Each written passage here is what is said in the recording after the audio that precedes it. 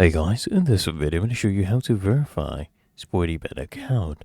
The first thing I want you to do is actually log into your SportyBet account, and all you want to do is actually come to the top right.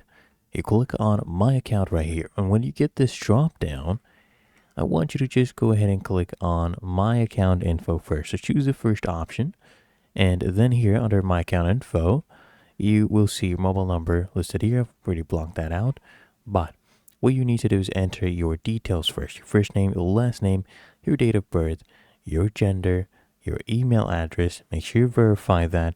They'll send you a link. I want you to go in and click on that email link and then click on save.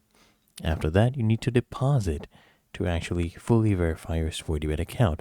So come here, just tap on a deposit, and then you can use the online deposit method or the pay bill method, depending on your country.